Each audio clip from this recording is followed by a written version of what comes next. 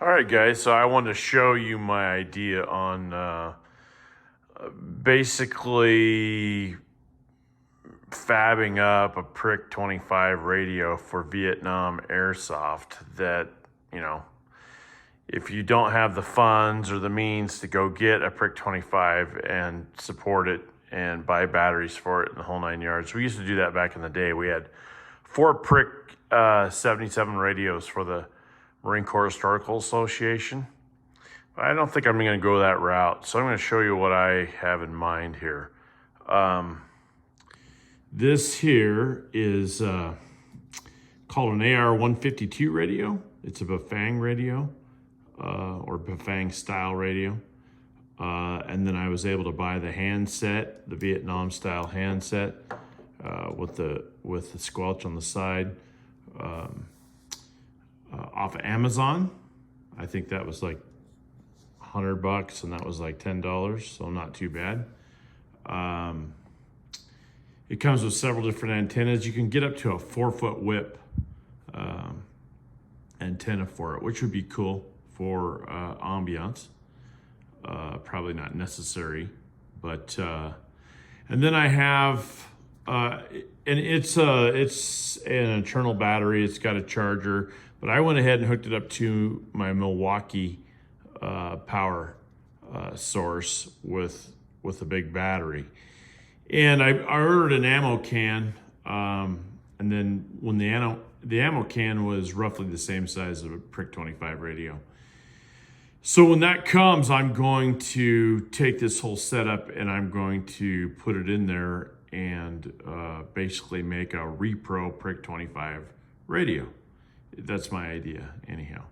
And then the last part of it is this speaker here, a Bluetooth speaker, and I'll play a little bit of this. So for ambiance, if you're not using the communications radio, you could play something like this. Just radio chatter from Vietnam.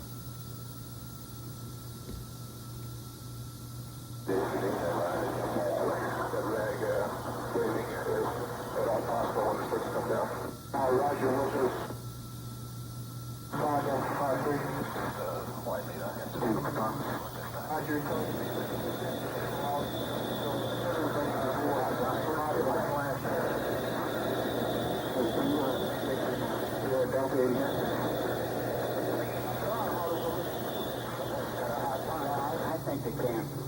Hey, okay, no sweat. Did you call me? Right, I've got the man on side too. I think that's how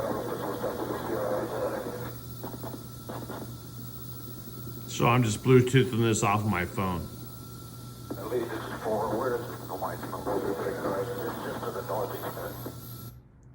So like, you know, like they did in Vietnam, you could listen to all sorts of different stuff on that Prick 25 radio, which just adds to the ambiance of it, you know. So the big deal will be getting the ammo can. I just ordered that today, and then putting this whole setup, all the guts in there and the whole setup together. This is supposed to have a large battery for a walkie-talkie, and then adding this, I think you could run this all weekend on an event. I haven't tried it yet. I didn't use my radio very much up at the Battle of Dak To because there was only 8 people total. So the Americans were we had a squad of 4. So didn't use the radio very much. But going forward, you know, with Vietnam Airsoft, you know, radios are used really extensively in Vietnam, and it's definitely part of the lore and mystique of the Vietnam War. And anyhow, this is maybe a cheap, reliable way of kind of keeping in the spirit of Vietnam, and, you know, having something heavy on your back, but is usable. You know, those Prick 77s back in the day, I was more impressed with an FRS radio than I was them.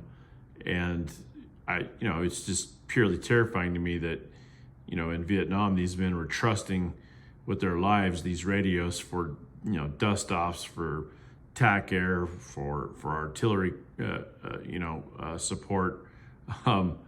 And they were not, it was a big hunking thing that didn't have very good range or reliability. So, and the batteries were heavier than heck.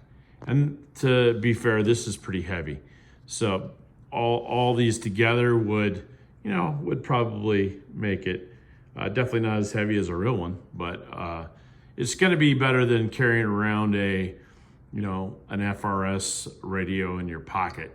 It's going to be way more realistic than that. And I'm also going to research getting the bigger whip antenna, because that'll look cool out in the field too. So anyhow, this is my video on a Vietnam Airsoft repro Prick 25 radio setup. Stay tuned. When I get it together, I'll show you some more. Talk to you guys later. Bye-bye.